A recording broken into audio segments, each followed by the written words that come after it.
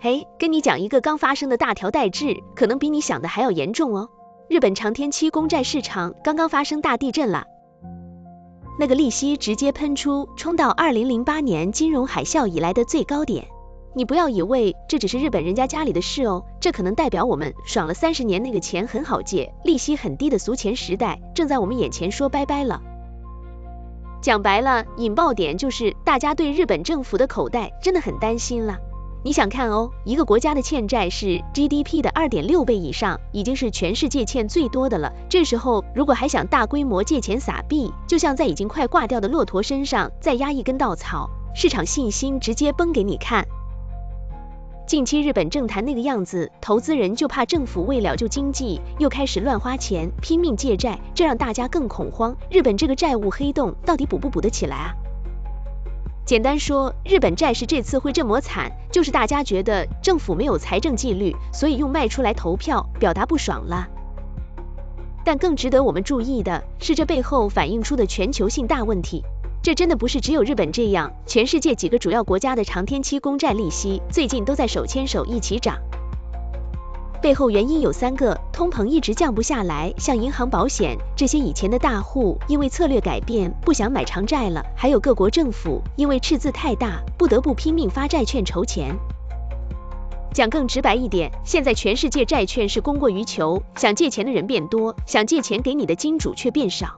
东西多了就不值钱，利息当然就飙高，也就是说借钱成本变贵了啦。日本只是把这个全球性的烂摊子表现得更夸张一点而已。以前日本是全球便宜资金的水龙头，现在它自家利息变高，开始把钱从国外吸回去日本，这个角色转换的讯号非常恐怖哦。过去几十年，全世界很流行一招，借那种不用利息的日元，跑去国外投资高获利的商品，稳赚不赔。但现在随着日元借钱成本变高，这套借低买高的玩法根基正在动摇。这意味着以前那个一直提供全球便宜资金的大金库正在关门，全世界资产定价的基准利率都要面临全面调涨的压力，这影响绝对是深远又大条的。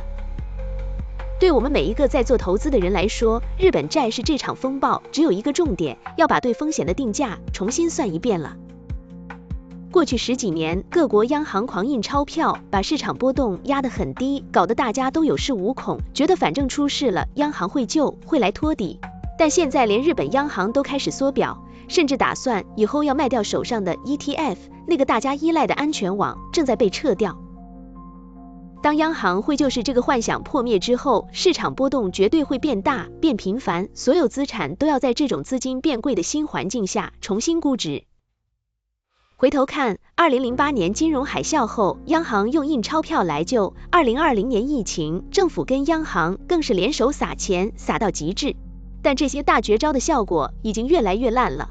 日本债市这次的动荡告诉我们，光靠印钞票刺激已经解决不了那种深层结构的问题了。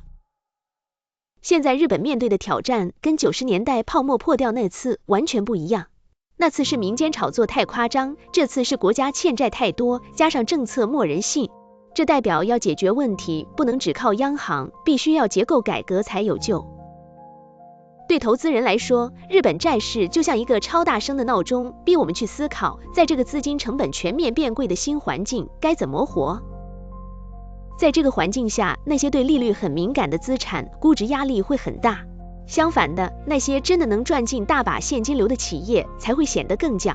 同时，这年头你要更重视投资组合的抗震能力。重点来了，这个重新估值的过程不是跌一下就没事哦，它可能会是持续好几年的大趋势。只有那些能适应高利息环境，还能保持竞争力的公司，才是下一阶段的赢家。日本长期公债利息喷出，就像是矿坑里的金丝雀吼，死给你看了。未来的竞争不是看谁能借到最便宜的钱，而是看谁能最有效率的用钱，创造出真的价值。这场源自日本债市的风暴，既是跟旧时代的告别信，也是给未来新环境的预言书。唯有看懂这个深层变化，才不会在接下来的市场里摔死。大家怎么看日本这波操作对全世界的影响？欢迎在底下留言告诉我你的看法。